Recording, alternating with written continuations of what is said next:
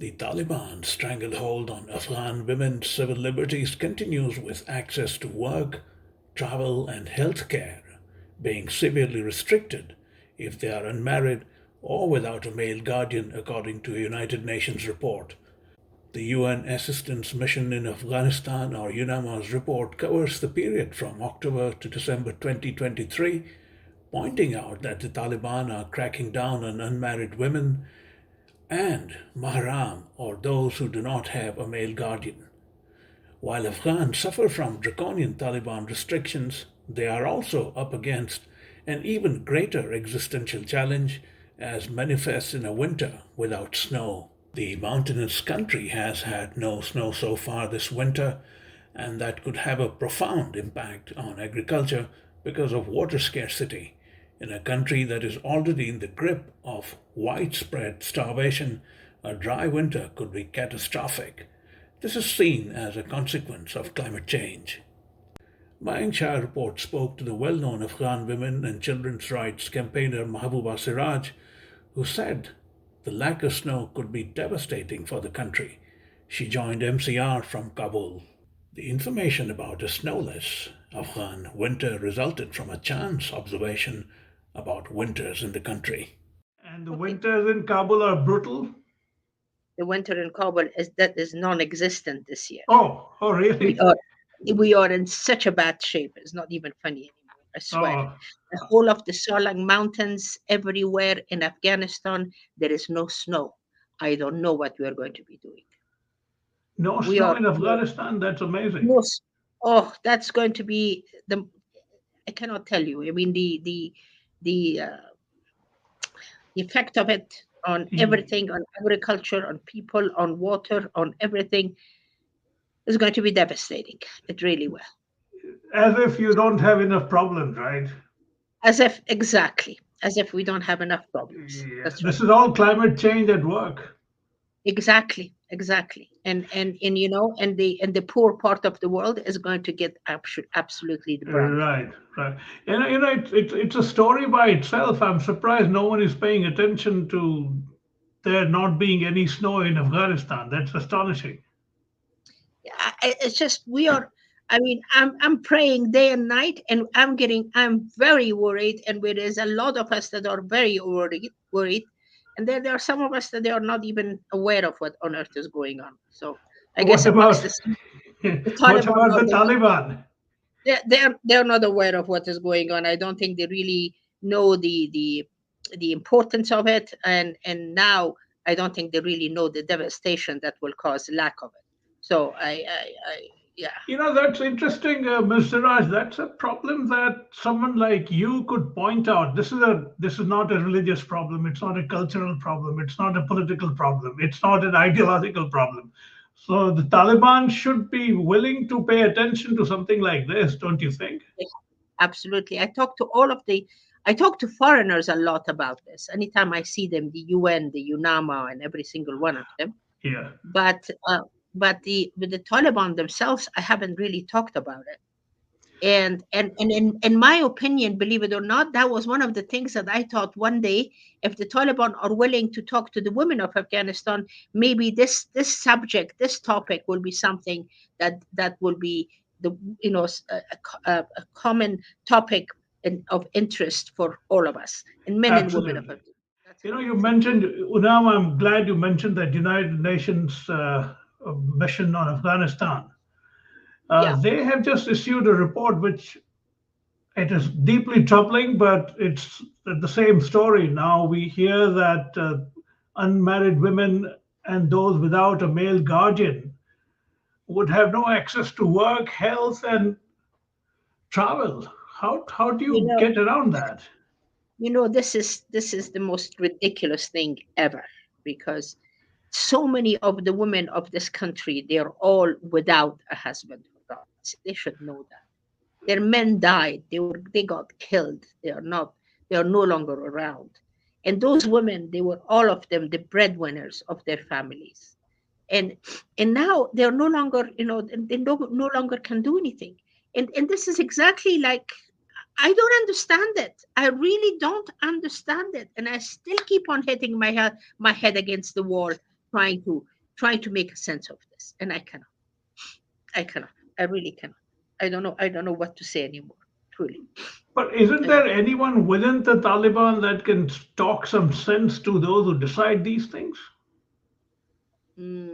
There are some that they have a lot of sense in their heads, but whether they can actually have the, they have the guts to actually talk to the people that are making the decision or to the person that is making the main decisions, I don't know. And So where, far, where does this come it from? hasn't happened. At what level does this decision come down from? It comes from the Hibatullah himself. Oh, I see. Yeah. And no, he doesn't listen to anyone else, does he? Apparently not. Apparently not. Apparently, he thinks that all the decisions are supposed to be made by him, and he's the only one that can do that. And he looks at Islam from an entirely different point of view, and he has an entirely different, agenda, and the country is being run. But at the same time, what else is really going on, which is not a good idea and not a good thing for Afghanistan, is the fact that all of these other people that they are under him and they are taking orders from him, they are there is a group of them that they they do things because they have the power, and they can do it, whether it's been really told by the hierarchy that they should do that or not, we don't know. But they are doing it because they are the soldiers, they are the ones, they are the police, they are the ones that they have actually the control. So so it's not a healthy nor a good situation at all. Indeed, I can imagine that. In fact, one of the United Nations officials called it absolute horror that you have to It live really in is. a country like that. Yeah. Absolutely. Yeah. Absolutely. It As a absolutely is. as a practical matter, I'm trying to understand if you're a government, say Taliban government, the very least you would want is to succeed in some measure, right? As a government, That's not right. as an ideological lunatic group. If you have even that much view about governance, why would you completely disregard half the population? Well, I mean, this disregard is not only towards the half the population, which are women. This disregard is really towards, at this point, is towards everybody and anybody that is a non-Talib. So the disregard is really going is much deeper and much bigger. So if they are not careful on how they do go about it, this whole disregard is going to be something that is going to hurt them the most. And it will, because you see, things that are happening right now, like the way, and if they think that their people are not using all of this against them, whether right or wrong, they are absolutely wrong. Because there are lots of people that they are waiting for something to for an excuse to be given into their hands so they can use it against this government, for example, and really make Afghanistan fall into pieces at this point. And the pieces are, like the Hazaras and the Tajiks and the that or for example, if everybody says that the Taliban are really working against them, and most of the Pashtuns don't find themselves amongst the Taliban, and then there you are, and then the women, of course, they don't count because they all hate us. I mean, Right. what kind of a governance is this? I mean, this is, according from what I'm saying to you right now, this takes the care of about 90%, more than 90% of the country. With everybody in it, we are all in there right now, and this is Yeah, not good. yeah, but then we have talked about this a couple of times. How come there is no consolidated societal pushback to the Taliban? I mean, they are still in a minority in terms of sheer numbers, right? Yeah, yeah. Why But isn't there is no uprising that's happening? well, the reason is because we have such a absolutely horrendous background.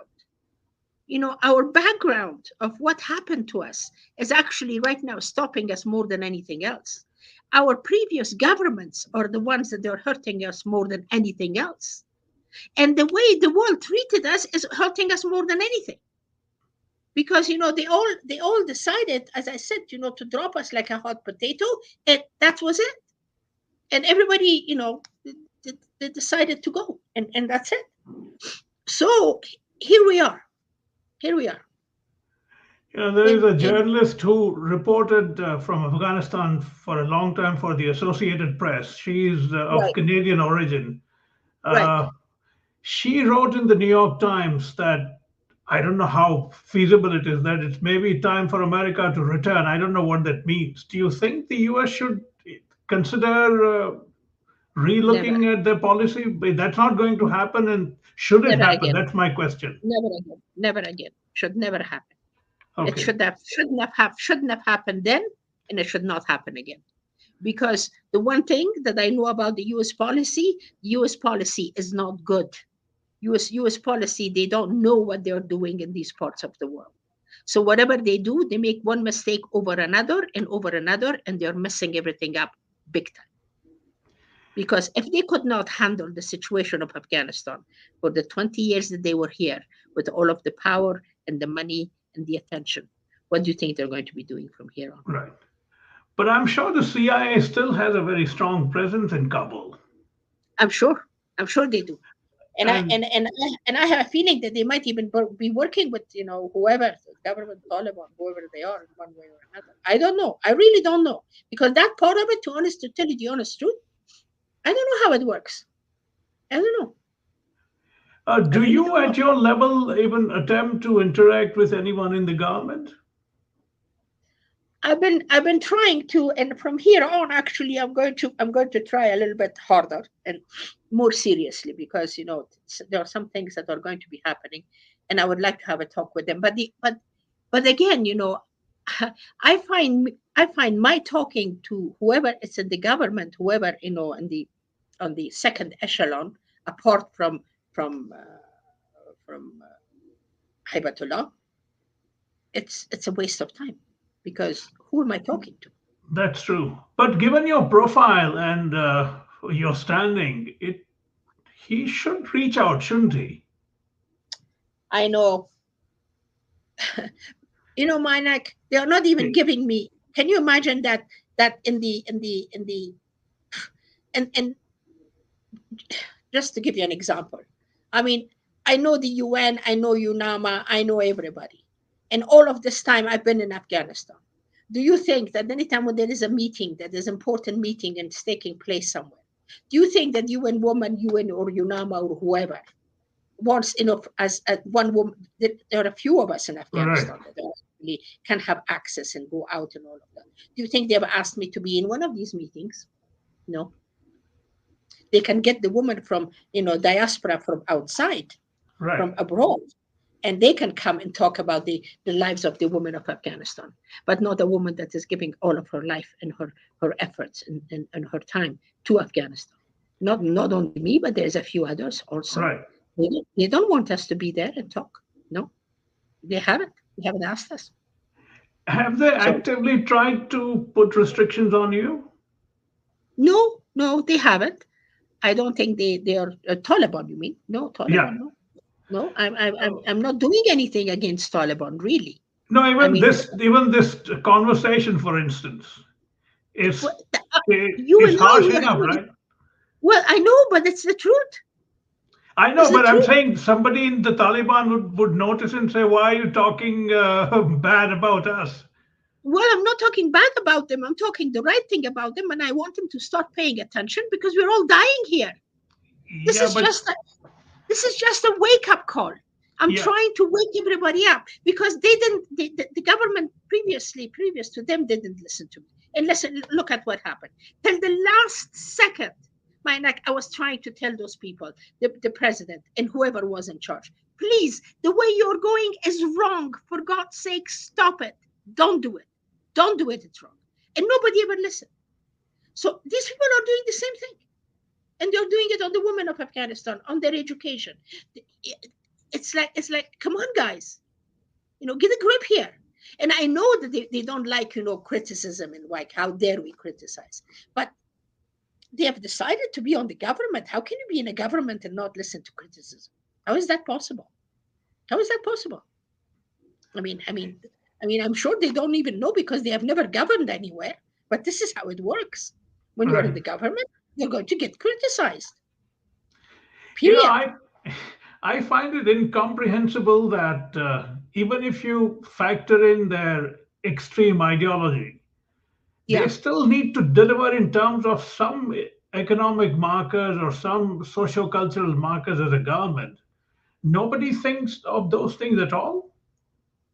No, they do, I'm sure, but there are things that they are doing right as far as the control of the corruption is concerned, I and see. there are some other things that they are really doing. They are doing it. It's not that they are not. They are, and every point that they are putting their finger on it, and they're saying that this is wrong. It is something that used to be extremely wrong before, but not anymore.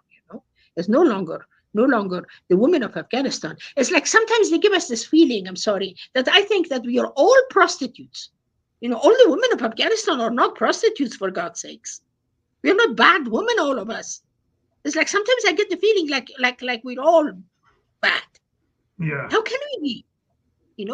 But this does not mean that Afghanistan was not really inundated at one point by all of these women. The women that came took advantage of Afghanistan, took advantage of the people that they were in power, and did the nastiest things, and they Right. ruined our reputation completely with it.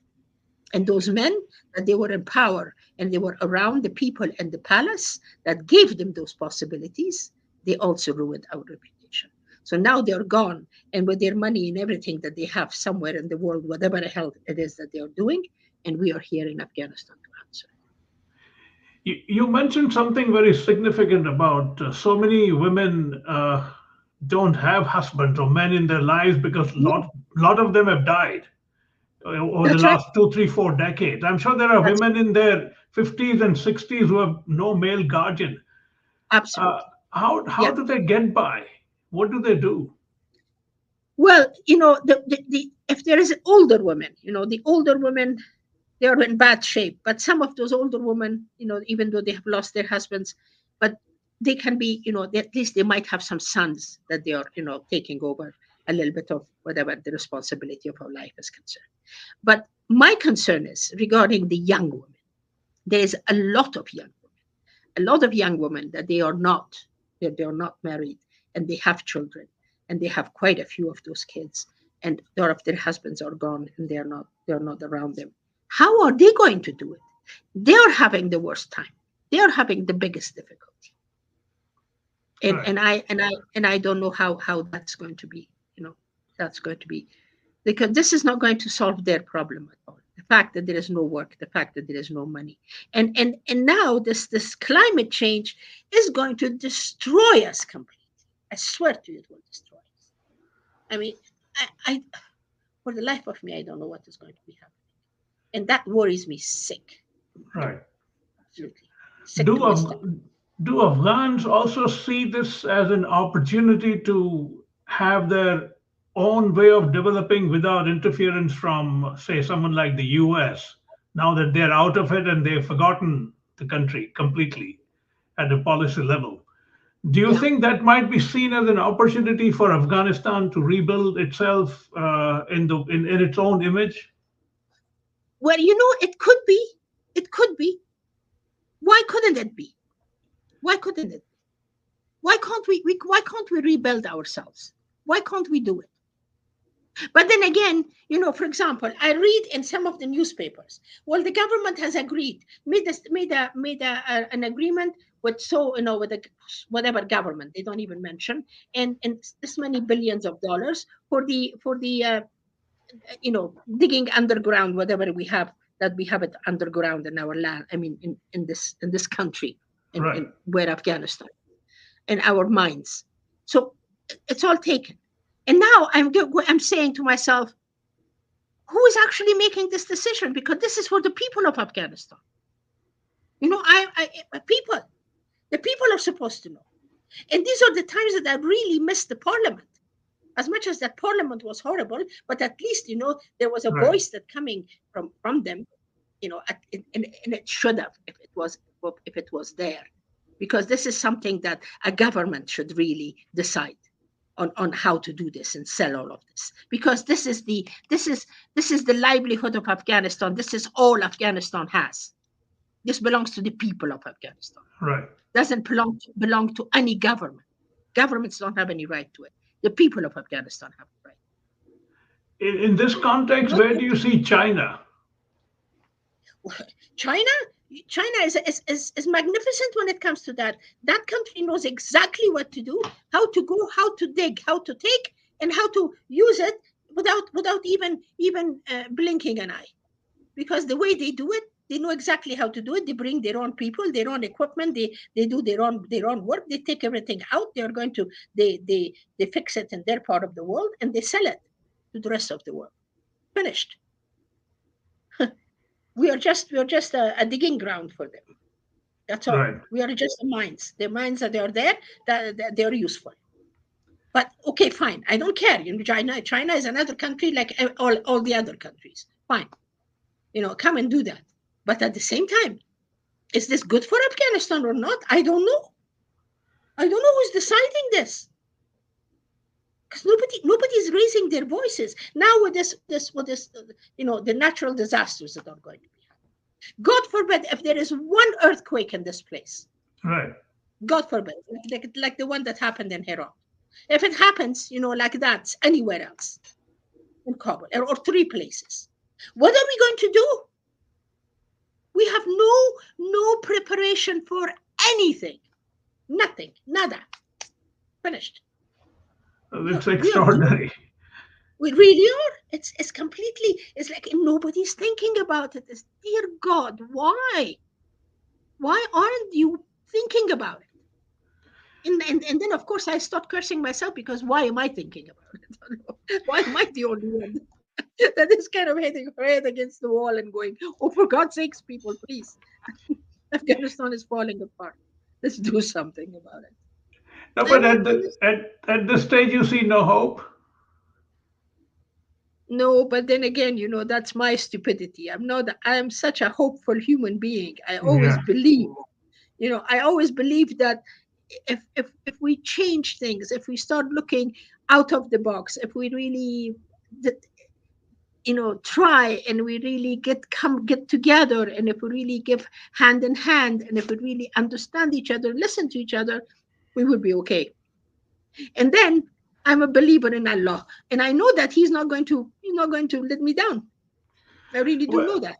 but even if you take that argument, haven't you already I been don't let have any down other for such a choice. long time? I know. I don't have any other choice. What am I supposed to do? What am I That's supposed true. to do? Yeah. I cannot just stretch my legs and say, okay, fine, I'm ready. I'm getting ready to die, which that's also is right around the corner for me at the age that I am. But then again, until it happens, no. Until it happens, I have to, I have to, I have to be different. I have to raise my voice, and I have to say something. And to conclude, how do you see children Otherwise, children what's under 10, say children under yeah. 10, dealing with this country? Do you get any sense of how what they are thinking? Oh dear God, no. Although I do have quite a few of them around me too, because of my shelters. I see. I do have a lot of children Yeah. in here.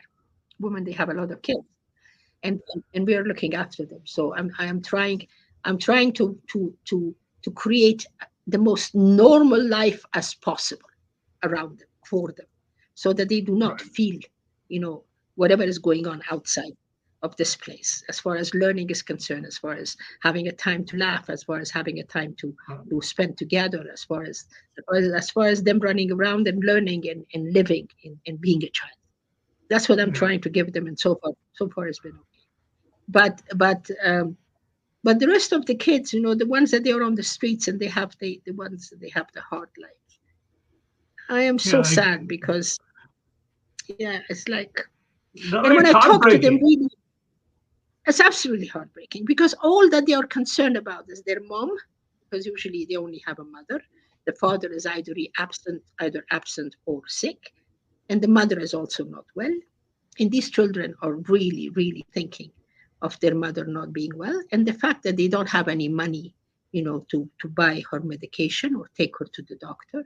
And then the mothers also are like that because they don't have that for their children. And then they, they come to me, and I try to see if I can help. And with the help of some of my friends, I gather some money and I try to help them. But that has been going on for the past 2.5 years, and I've Right. done it so far is working. And I don't know how much longer I can continue that, but I'll try as much as I can. For under the circumstances, that's all we can really do. Indeed. So yeah, so this is how it goes. But at the same time, it's becoming very sad, and it's becoming very, I don't want to say useless, but it looks like that. Yeah. I didn't want to end on this somber note, but that's the situation that you're living in, and I understand. Mm. Yeah, this Uh, is the situation. And uh, unfortunately, there's nothing else I can. right, I'm trying my best, though. I really am. I really, really am. I'm trying my darnest best with my right. surroundings, with the people around me, with whoever I see, and even I talk to. If it's going to have an effect, it might, and if it doesn't, I don't know. But it is what it is, and Yeah. it goes on.